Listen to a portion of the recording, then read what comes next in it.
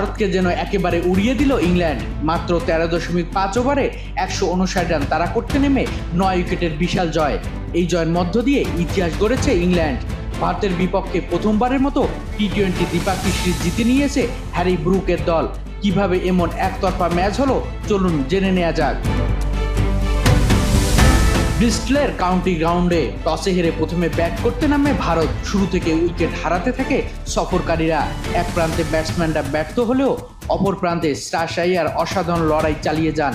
তিনি মাত্র 49 বলে 80 রানের দুর্দান্ত অপরাজিত ইনিংস খেলেন। তার ইনিংসে ছিল দৃষ্টিনন্দন বাউন্ডারি ও আক্রমণাত্মক ব্যাটিং। শিবাম দুবে করেন 22 রান।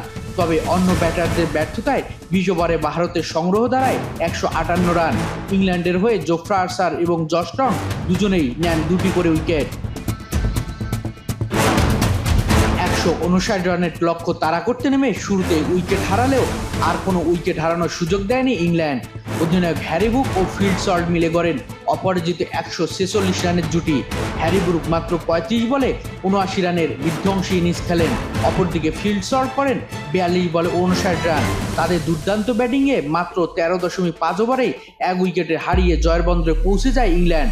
হাতে ছিল আরও 37টি বল। এই জয়ের ফলে 5 ম্যাচের সিরিজে ইংল্যান্ড 3-0 ব্যবধানে অপ্রতিরোধ্য লিড নিশ্চিত করেছে।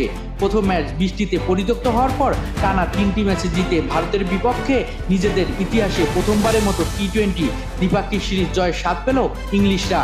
অন্যদিকে ভারতের জন্য এটি টানা হতাশাজনক পারফরমেন্সের আরেকটি অধ্যায়। এখন দেখার বিষয় সিরিজের শেষ ম্যাচে ভারত কি পারবে নিজেদের সম্মান রক্ষা করতে, নাকি ইংল্যান্ড হোয়াইট ওয়াশ সম্পূর্ণ করে নতুন ইতিহাস গড়বে।